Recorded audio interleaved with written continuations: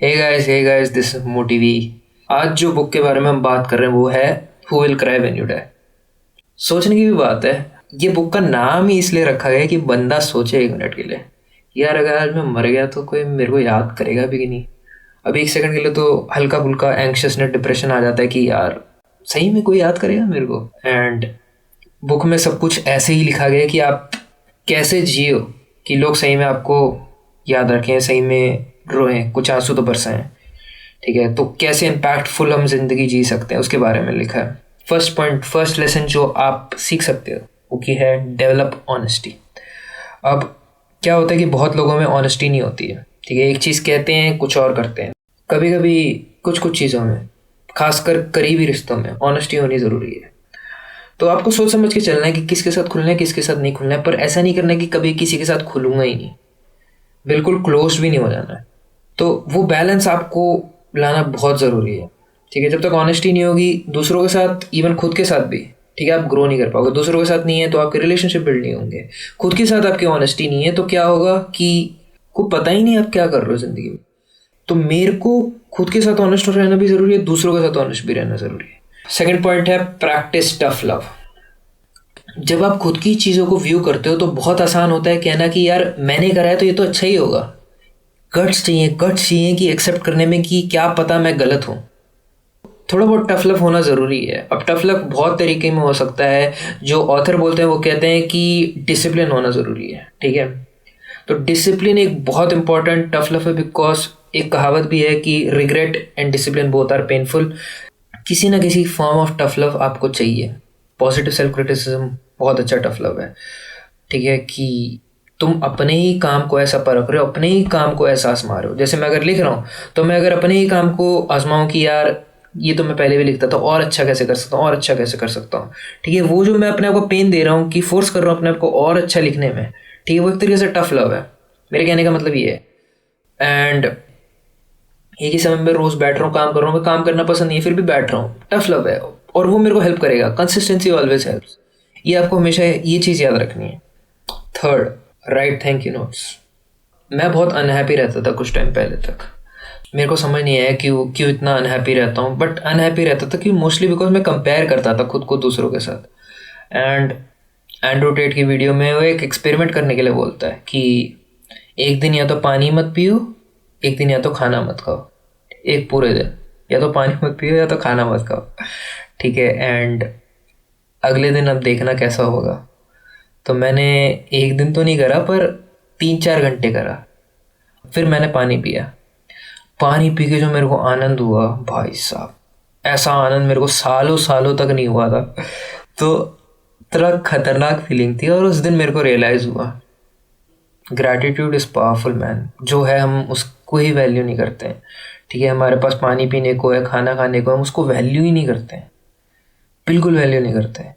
जब वो चीज़ चली जाती है ना उसके बाद हम वैल्यू करते हैं। तो इससे पहले वो चीज़ चली जाए उसका वैल्यू करना चाहिए। चाहे वो लोग हैं आपकी ज़िंदगी में, ठीक है, आपको अच्छा लगता है उनके बारे में कुछ तो उनको बताओ। चाहे वो आपका एम्प्लॉई है या आपके बॉस हैं, कोई भी लोग हैं, उनको पहले ही बताओ। या अपनी ज़िंदगी में नॉर्मल चीज़ों के बारे में आप थैंक यू बोल सकते हो, ग्रैटिट्यूड एक्सप्रेस कर सकते हो। गॉड से कहते सकते हो थैंक गॉड मेरी ज़िंदगी में ये है, थैंक गॉड आपका सपोर्ट है, थैंक गॉड ये है।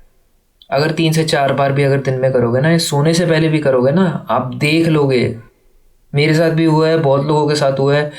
You will feel the change with in you. ठीक है, एंक्शस रहते हो, दुखी रहते हो, हर समय आपके अंदर चेंज आएगा, बहुत अच्छा चेंज आएगा। Fourth, recruit a board of directors.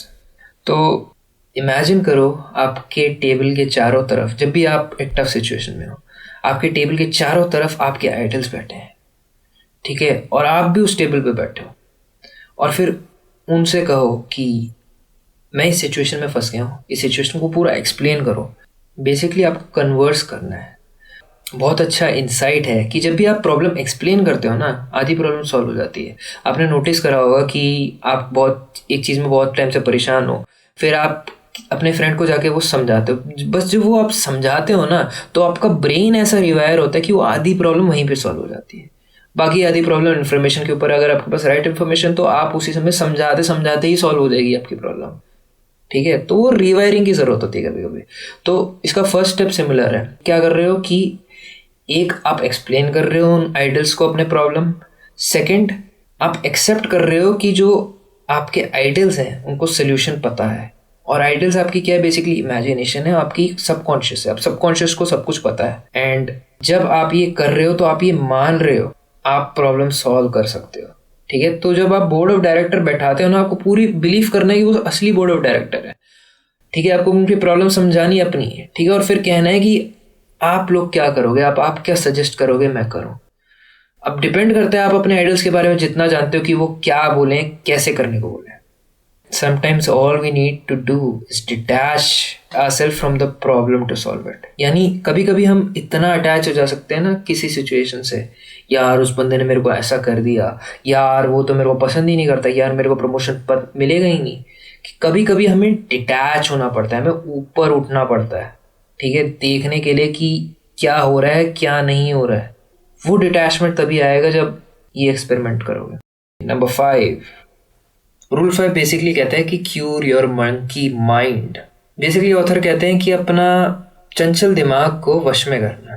ठीक है, कहना तो बड़ा आसान है भाई। अब चंचल दिमाग को वश में करने के भी काफ़ी तरीके हैं। बेस्ट तरीका है मेडिटेशन। बड़े बड़े एंटरप्रेन्योर्स मेडिटेट करते हैं, और जब मैंने ये सुना तो मैंने कहा यार मैं भी ट्राई करता हूँ। ठीक है, कह रहे कि अलग से टाइम निकाल के मेडिटेट करते हैं। मेन क्या है कि हम क्या करते हैं, हम एक चीज़ कर रहे हैं, ठीक है, जंप लगा के दूसरी चीज़ में आ गए, जंप लगा के तीसरी चीज़ में आ गए, चौथी में आ गए, कंप्लीट कुछ नहीं कर सकते करते हैं।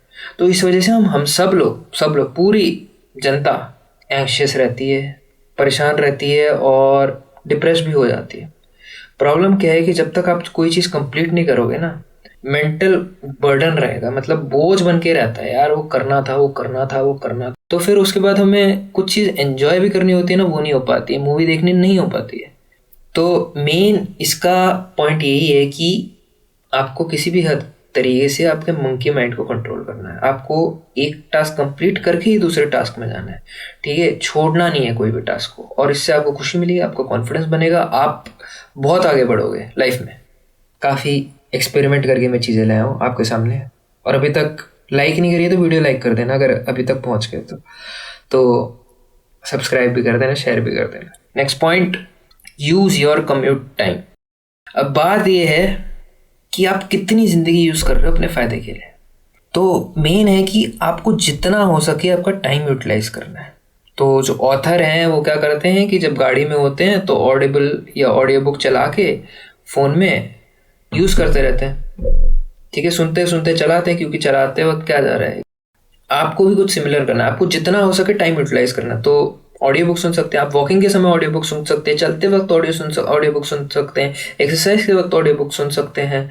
जब हो सकता है आपको मल्टीटास्क करना है, जब नहीं हो सकता है आपको फोकस टाइम में ही रहना है। फोकस टाइम के बेनिफिट है, मल्टीटास्क के बेनिफिट। नेक्स्ट पॉइंट, ऑथर क्या करते हैं कि वो वुड्स में वॉक करते हैं, नेचर के साथ कनेक्ट करते हैं। जब आप बहुत ज़्यादा टेक्नोलॉजी के साथ कनेक्ट हो जाते हो ना, तो एक तरीके से नेचर के साथ वो टच खो देते हो।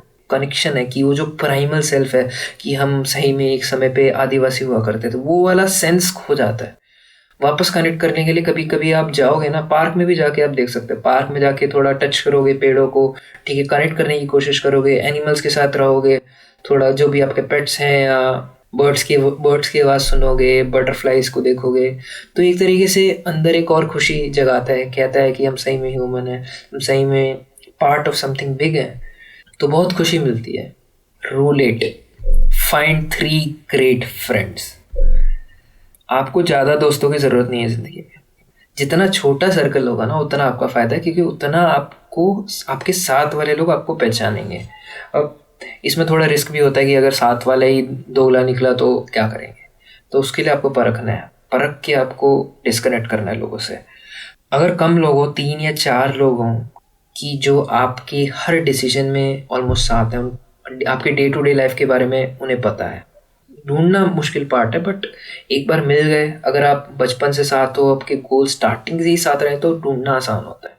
बट अगर आप कंप्लीट आउटलायर हो, आप कल कुछ थे और आज कुछ और ही हो, तब थोड़ा ढूंढना मुश्किल होता है। और जितने भी लोग सक्सेसफुल की तरफ बढ़ रहे हैं, ठीक है, अभी सक्सेसफुल नहीं है, सक्सेसफुल बनना चाहते हो, उनके लिए सबसे टफेस्ट थिंग होगी कि आपको कुछ दोस्त खोने पड़ेंगे या काफ़ी दोस्त खोने पड़ेंगे सक्सेसफुल बनने के लिए। आप 3 भी दोस्त इकट्ठा कर लो जैसे, जो उस रास्ते पे हैं जहाँ पे आप जा रहे हो, तो रास्ते में जाने में भी मज़ा आएगा। जैसे अकेले ट्रिप में काफ़ी कम लोग जा पाते हैं क्योंकि उन्हें मज़ा नहीं आता, पर ग्रुप होता है तो सब एंजॉय कर लेते हैं।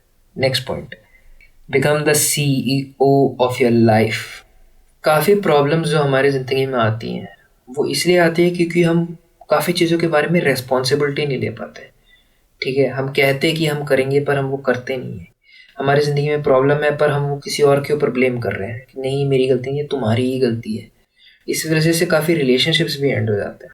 अगर आपको सही में सक्सेसफुल बनना है, सही में कुछ ऐसा काम करना है कि लोग आपको याद रखें, तो आपको सबसे पहले कंप्लीट रिस्पॉन्सिबिलिटी लेनी है जो आपकी ज़िंदगी में हो रहा है, चाहे अच्छा हो रहा है चाहे बुरा हो रहा है। अगर कोई आपको बंदा धोखा आके दे देता है, इंस्टेड ऑफ ब्लेमिंग मी वो घटिया आदमी था, आपको रिस्पॉन्सिबिलिटी लेनी है, मेरी ही गलती है, मैंने उस पर भरोसा किया, ऐसे कहना है आपको, ताकि आप वो गलती दोबारा ना करो।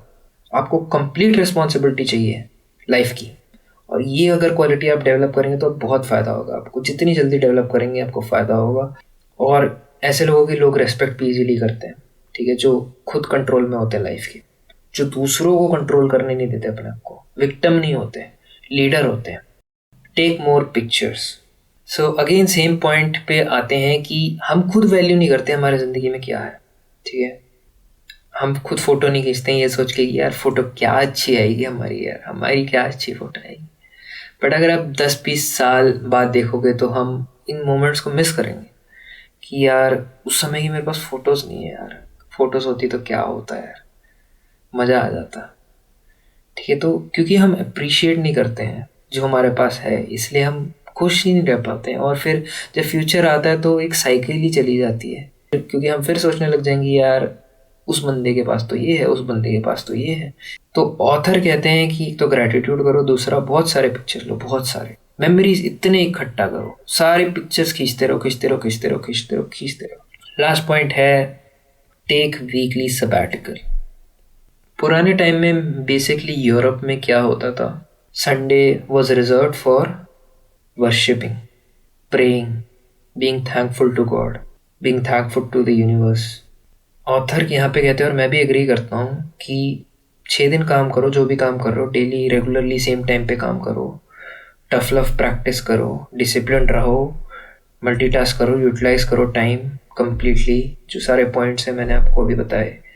7वां दिन जो है वो अपने लिए रखो, वो काम करो जो आप करना चाहते थे पर कर नहीं पाए, वहाँ जाओ जहाँ पे आप जाना चाहते थे पर जा नहीं पाए रूटीन की वजह से। ठीक है, उनसे मिलो जिनसे मिलना चाहते थे पर नहीं मिल पाए, कभी मिलेंगे कभी नहीं मिलेंगे, पर कोशिश करो। इतनी मोनोटोनस भी ज़िंदगी मत रखो, थोड़ा एक स्पार्क होना चाहिए ज़िंदगी में कि कल क्या होगा वाली सोचो, कल क्या होगा, कल क्या नहीं होगा। एक थोड़ा चाइल्ड लाइक इनोसेंस होना चाहिए आपकी आंखों में, तो आप खुश रहोगे ज़्यादा और आप और क्रिएटिव हो गए, आपका काम में और दिमाग लगेगा। मेनली यही था इस किताब में। आई होप आपको बुक समरी पसंद आई है। पसंद आई है तो सब्सक्राइब करिए, फॉलो करिए, लाइक करिए, शेयर करिए फ्रेंड्स के साथ। सी यू ऑल, बाय।